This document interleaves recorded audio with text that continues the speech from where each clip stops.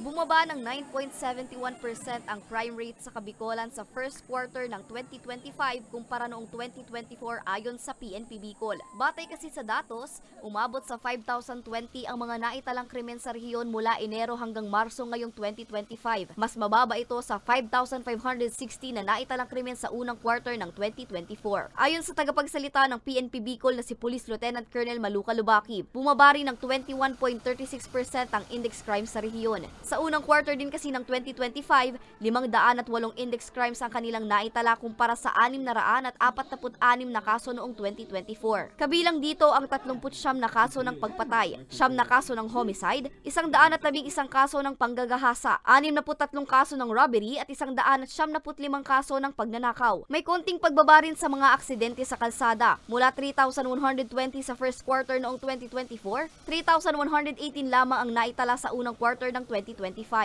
Somehow, yung contributory factor din po kung bakit bumaba yung crime rate natin is that kung mariremember po ninyo, yung ating enhanced police visibility, continuous din po yung ating ENPO na kung saan minomonitor po natin lahat ng mga accomplishment ng ating mga police stations.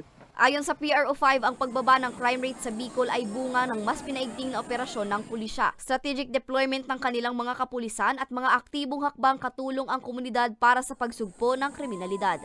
We can attribute the successes of the Kasurug Cup din po sa ating sustainable police presence. And may mga initiatives tayo na nagko-contribute din to lower yung ating crime rate. So number 1 dyan, yung enhanced police visibility, yung off-land presensya natin, yung mga bike patrollers natin, motorcycle cup. So isa lang yan sa mga maraming inisyatibo ng ating personnel. Like yung KKK, yung Kabataan kontra Kriminalidad, kasama din po yung ating mga force multipliers. So yung mga constant community engagement po ng ating revitalized police sa barangay. So yun, marami tayong mga nagagawang accomplishment because of the collaboration with the community and stakeholders. Mas papaigtingin pa umano ng PNP Bicol ang kanilang mga operasyon ngayong nalalapit na ang halalan, Semana Santa at summer vacation.